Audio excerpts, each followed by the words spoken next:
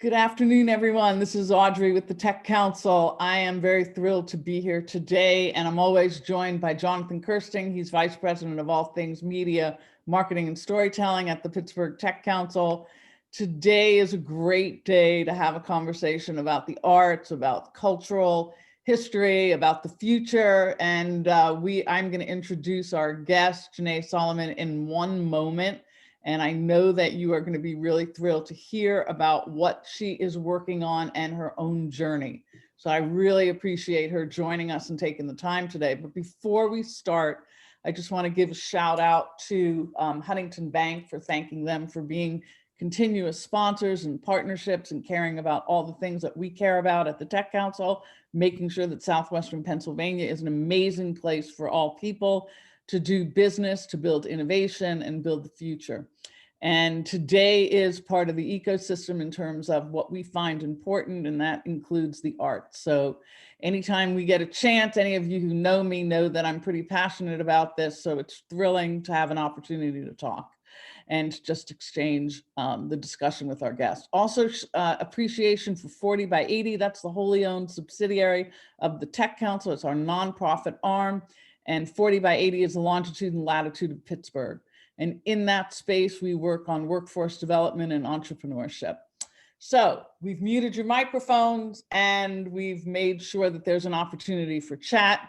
And we are now just going to jump right in because we have Jonnet Solomon, Executive Director. She wears many hats, but this is one hat. And notice she's wearing a way cool hat. So it's very indicative of all that we're going to talk about.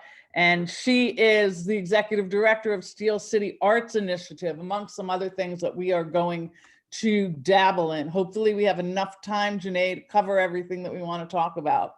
First of all, thank you so much for being with us. I hope this finds you safe and sound. I want to say Happy New Year to 2021, and I hope that everyone you know and love has been safe and given the times that we've been in, particularly over the last year. So thanks, welcome. Thank you, thanks for having me. Oh no, it's great. So before we jump in and sort of just talk about the business stuff and talk about all the fun stuff that you're cultivating, what are you, tell us who you are. Tell us a little bit about your journey, anything that you would like to share that would sort of just set the table for all of us as we dig into the conversation. Sure. So I'll put my entire talent into one word. I'm an accountant. That's really my skill and my trade. It's my spotlight and my true talent. I do believe life is numbers and everything comes down to numbers and math. Not because I'm an accountant, it's just true.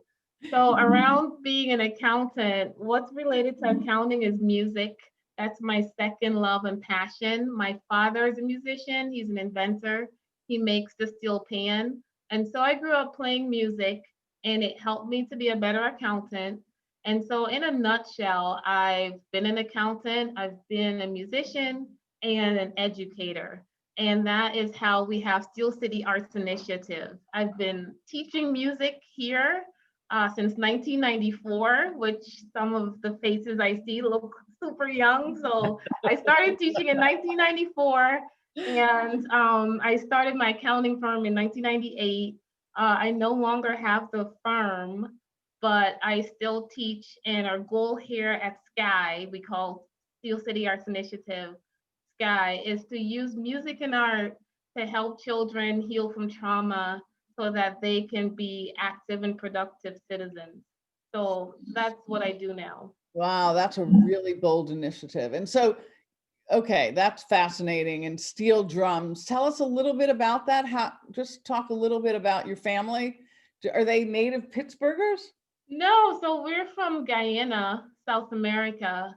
And my dad, his dream was always to come to the Steel City to have a steel pan manufacturing company.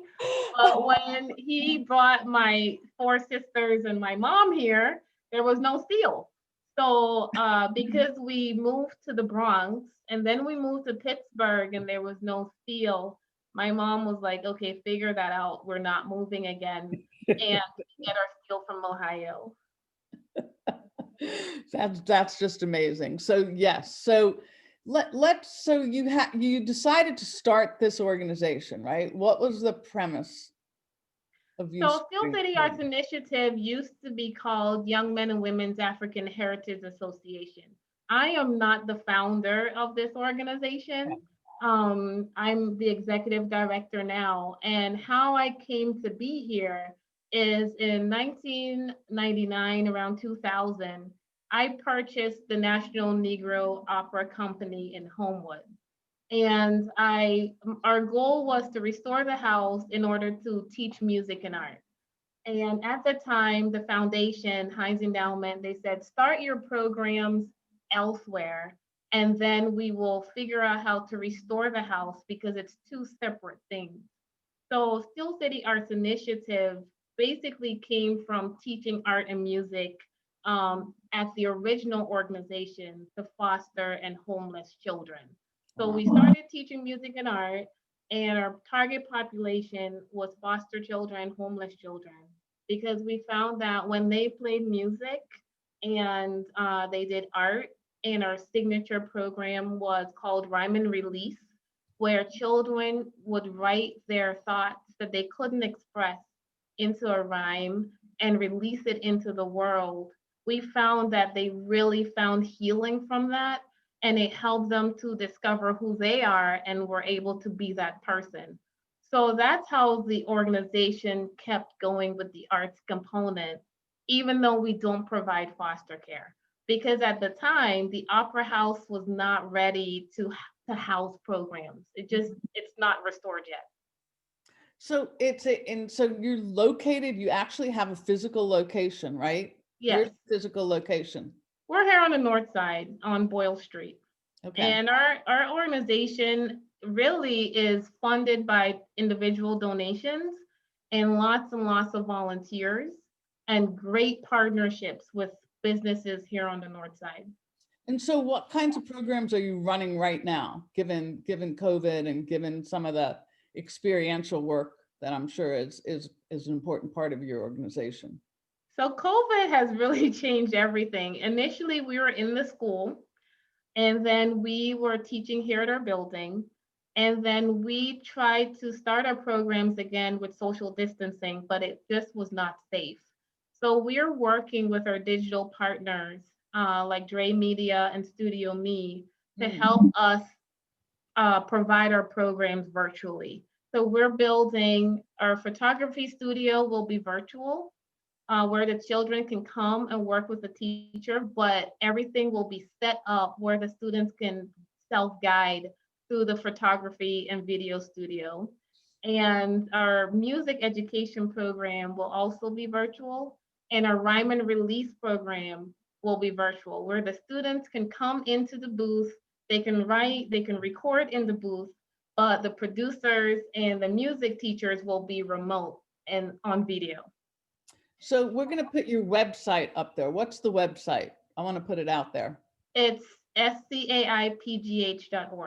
Okay, so we'll put it out there for people to find out more about it. So, Okay. we are in the North Side, the Tech Council, we're in the North Side, so we love being in the community and care about that community, even though it's been COVID and there's not been a lot of human interaction. So we're very excited to figure out ways to partner with you and to escalate, really just escalate and highlight the work that you're doing and seeing if any people in our tech community and our membership are interested in being helpful to you. So what surprises you about this work? You've been the executive director for how long? Since 2014. Okay. And so what are some of the surprises? I think the biggest surprise for me is how easy people cannot care about children that are traumatized. The biggest surprise is you can know and understand that a child is homeless or a child is in foster care and has no access to what they need to be a healthy person, but victimize them for that lack of access instead of giving them the resources they need. It is absolutely shocking to me that it's okay for people to turn a blind eye to the great need in the city. Our building is located right behind Light of Life. And so every day I speak to someone who is homeless and I interact with someone who is in need of food. And they're still a human. And it's shocking on a daily basis how people can live their lives just regularly without thinking about the absolute need that exists right here on the North Side. What could we do today? If you had an ask for all of us today, what could we do right now in terms of the imminence of this? I think our biggest ask is donations to serve more children. When we had our children come back from being away from COVID, we had children who, when they first came to our program, they didn't speak. And then they started speaking and expressing themselves, and they were able to write rhymes, they were able to play music. And when they came back from COVID, after not being in our building from March to August, children regressed to where they were before they started coming. They stopped speaking. They weren't able to communicate. They were traumatized and really, really hurt. And I think, these children are in school, they're interacting with adults, but nothing is happening to help them heal. And so COVID has probably made it worse, right? Oh, yes, COVID is traumatic. And everyone adults can figure out a way to heal from their trauma because COVID has been traumatic. For some people, it's just listening to cool jazz with a glass of wine. But what is it for a 10-year-old? Who has figured out how that 10-year-old is dealing with their trauma of COVID? And how are they communicating their trauma? And who's giving them a journey map to actually heal from what COVID is doing to them? Right. And so everyone, if you can hear this, they're a 501c3. Dan just asked that question. Dan, you are 501c3, Yes, correct? we Yes. are. So that it is a charitable organization. So you can actually provide gifts and you can provide sponsorship or whatever you desire. I would imagine that Jonnet is open to whatever kind of giving that you're open to. The North Side neighborhood, what's really important is that as that neighborhood changes a little bit, I mean, it's been a long journey in the North Side, but as that neighborhood starts to change, we want to make sure that that neighborhood is inclusive and remnant of the past so that we're not eradicating the fabric of the North Side. But we can't ignore the fact that there are people who are actually being left behind. And people are commenting their applause for the work that you're doing. So hopefully we can generate some interest and support. But you wear so many hats. She's wearing a hat today. The woman wears so many different hats. You talked about, being in many ways you were an entrepreneur, you are an entrepreneur. Doesn't matter what you're working in, and you come from an entrepreneurial family. And so talk about this opera house. Let's switch gears and let's just talk about the opera house because I think people are going to be blown away.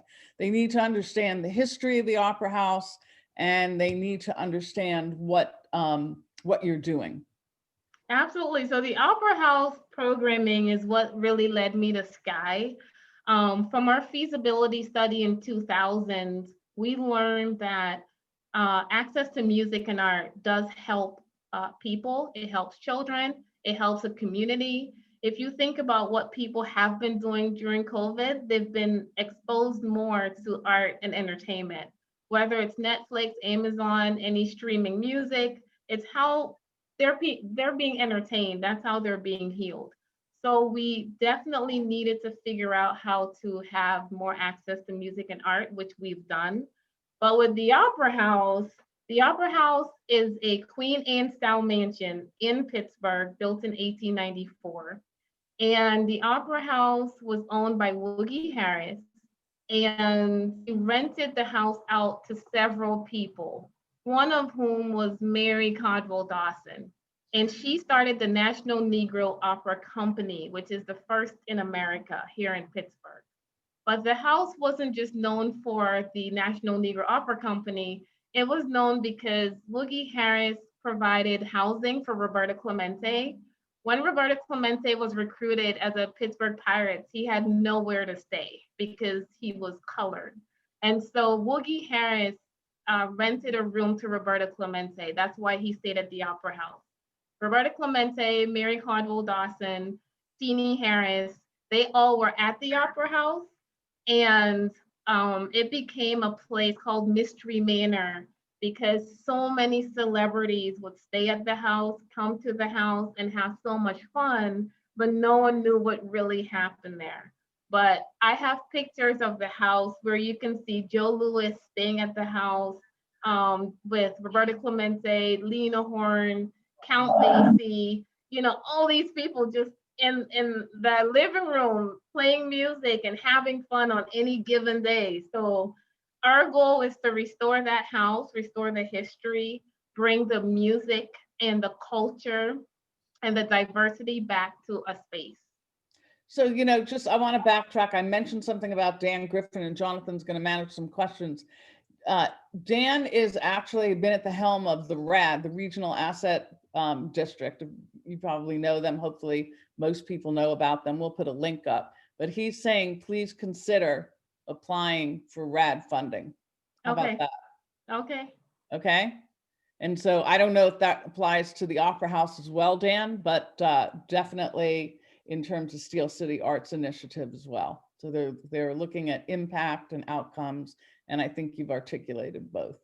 So what is needed for the Opera House? So you're wearing another hat in terms of something that's high need. What do you need there? So the Opera House, I honestly think the Opera House needs more advocates because so I started this restoration project in 2000, and there's been so many pitfalls and mistakes.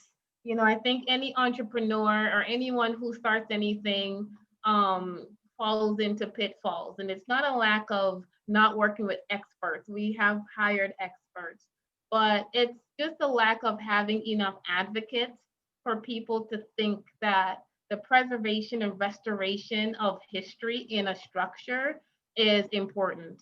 And that's what the Opera House needs. In October, we were on the 11 most endangered list, which is good and it's bad, but it brought national attention to Pittsburgh, national attention to the Opera House, and that is helping us get more advocates to restore the house. Wow. So you can see Dan, and by the way, just in all transparency, Dan is one of a great friend of ours at the Tech Council. We actually worked, we went to Bilbao together and a whole bunch of leaders in the arts community to look at arts as a way for the pathway for innovation in tech. And so our partnership was great. And if you know anything about Bilbao, they have an opera house. They also have the Gehry designed Guggenheim. So Dan is now just saying capital support is possible as well, usually with some percentage. So hopefully you folks can catch up offline. So you have a couple of questions here and I want Jonathan to grab them for you, Janae, okay? Janae, thanks for being with us today. What a fascinating story you have. You're making us all feel like slackers right now. I just love it. Kim Carl wants to know who can make a referral to have kids sign up for your program? Is there a cost and do you take insurance? So that's a great question. We're revamping our website so that children can be registered on the website. We provide scholarships to all of our children. So I'm heavy in begging people for money because every child gets a full scholarship to every program. And all of our programs include food, which is sponsored by Panera Bread and Trader Joe's. So we feed all of our children. My cheeks are from eating too much Panera Bread. But we provide scholarships to every child. Fantastic. So once the site is updated, you'll be able to register and apply for scholarships on the site directly. So how about for volunteers? Are there any specific skill sets that you look for with your volunteers? No, we do not look for any skill set except kindness. It's a good skill set to have. We should all start with that for sure. Okay, so we are, if anyone who knows us at the Tech Council and myself, the intersection of of art and culture and technology have been sort of the epicenter of the work that I tend to gravitate towards. And because we can't be innovators without music. And you make this really interesting point at the beginning about numbers, right? Numbers and music. How do you have this intersection there? What does that mean in terms of tech? And where does that play in terms of the world that you're in? I mean, obviously you're doing Zoom and you're doing remote learning, but what else? Where else do you see as a visionary in this space? Well, that is such a great question. When we teach our children music, music education here at SCAI is very immersive. So when we teach our children music and understanding the sensation of sound and how it connects to you emotionally, we teach them that music basically is numbers, because every vibration is a number. It's a wave that is translated into a number. To the point where children they can hum it. If they're feeling stressed, some of our children will just be like, they can find the tone to calm themselves down. So that is how important numbers are. And in addition to that, I teach them how important all of us are as people. And we start with binary learning, which is the power of 0 and 1. And part of what we're teaching here, 2 years ago, we started the Blockchain Technology Education Center to show our students how numbers and music and math is related. And just by having a binary system, just 2 numbers, 0 and 1, you can shift the entire world. You don't even need 0 to 9. You just need 2 numbers and you have power. And so we show the children how numbers, music, and their own life is intertwined, and you cannot separate them. Wow. I am so glad we recorded that, because I'm going to use that excerpt. We're going to reuse that excerpt as well. So thank you for giving us your perspective on that. Jonathan, are there more questions? We are good to go, Audrey. Keep the conversations rolling. So I just want to be sensitive to that. So here we are going to help connect you. What other stories do you want us to know? What else do you think that is really important for our audience to hear from you? I think important story is the process of building community. What I found, I am not from Pittsburgh. I'm from Guyana, as I mentioned. And so when we came to Pittsburgh, my dad used to take us on a Sunday drive. This is how I found the Opera House. I still drive around because for whatever reason, I get my absolute best ideas in the car. I don't know why. And so we always drove around the city, and my parents said, understand your community, understand people. Mm-hmm. And I think for some reason, as from the time we came to Pittsburgh to now, we're losing a sense of community. We wanted to do a campaign, #15212, so that we would know every child and every person in #15212. So if you saw me on the street, you'd be like, hey, Janae, because if you go to Guyana, everyone will say, hey, they'll say they have nicknames for everyone. So like, I like to wear hats. They'll be like, hey, hat, and so the community knows who you are. And I think the biggest thing that the children are learning how to do is how to build community, how to build friendships. And the most important part of that is my takeaway word of 2020 is fragile. How to have relationships that are not fragile, how to have a community that's not fragile, how not to be a fragile person. If I correct a student, let's say they're playing Mary Had a Little Lamb, and lamb is G and they hit D. I'm like, oh, that's wrong. They'll feel insulted. And I'm like, it's wrong. So if someone tells you something is incorrect, they're not insulting you, they're telling you it's incorrect. And that's how I realized how fragile people are, how fragile communities are. And so the biggest thing that we want to do here is not just teach, but build a sense of community that's not fragile, where you're not going to insult me and I never speak to you again. You're going to insult me. I'll tell you you insulted me. We'll work it out and we'll have a more stronger relationship and a stronger community. I think it's great. Yeah, someone here wrote anti-fragility. It is interesting that that's a way that maybe that's the movement, Jonnet, that you can riff off of what Bill just posted. Anti-fragility. That's sort It's of already a movement at Boyle Street. If you come to Boyle Street, you know, I am a big cook. We have a garden next to our building. And so part of what we teach is healthy eating. And the first time the children grew their own tomatoes, we made salsa. And we had a great salsa recipe, and our comparison was El Burro. Weston El Burro's amazing. And I'm like, this is our gold standard for salsa, El Burro. So we had their salsa and we had our salsa. And our salsa was not El Burro salsa. And I told them, your salsa is good, but it's not this salsa. And you know, we had children crying, and I'm like, it's not an insult. It's just, here's the gold standard. But they were so fragile. But now today, if you came and you made salsa and it wasn't delicious, the children will say, well, it's not El Burro salsa. Yeah, it's so funny. That's so well put, Jonnet. We have become a little bit sensitive on different topics.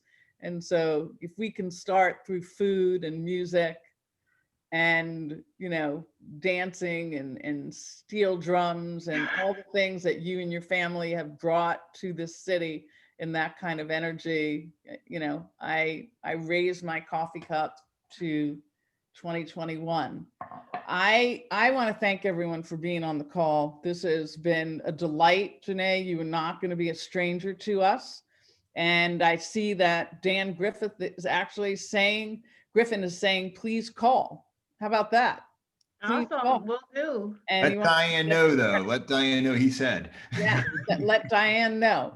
So we're all about making stuff happen here, okay? And that was our objective. So if any way that we can help you, we will. I also want to let everyone know that we have Kelly Hunt confirmed from the SBA, because there's new PPP money that is going to be available. And we want to make sure that everyone has access to any kind of remedy to help that's affected each and every one of us, our organizations, through COVID. And Jonathan, who do we have? Who do we have for tomorrow? Well, it's the Pittsburgh Civic Hackathon tee up. We're all excited about that happening. So our own Ryan Jonnet, along with Kit Mueller from Rust Built, who are organizing this awesome hackathon, are stopping by to give us all the details, because there's still time to be part of it. It's going to be exciting. Yes, Jonnet, you should tune in for that and find out what we're up to, because it's all about civic muscle, civic engagement, and solving problems that I think really have the intersection of many of the things that you've shared with us today. So I love that people have reached out already. I am thrilled about that. I am thrilled that you spent the time with us, Jonnet, today. Thank you. You Thank will not you for having me. You will not be a stranger. And we've learned a lot. And remember, you know, she said it's all about numbers. So she's pretty clear about that. It's all about numbers. So we have to agree. And she's definitely pretty definitive in her thesis of that. So thank you, Jonnet. Thank you everyone for being here. Thank you, Dan, for making some actions occur right now. And we will see all of you. I cannot believe that it's Friday already, but Jonathan, we will have another BAU tomorrow. Yep. Stay tuned. And thanks again, Jonnet. Stay safe. Love your hat and Thank love you. all the work that you're doing. Thank you. Take care.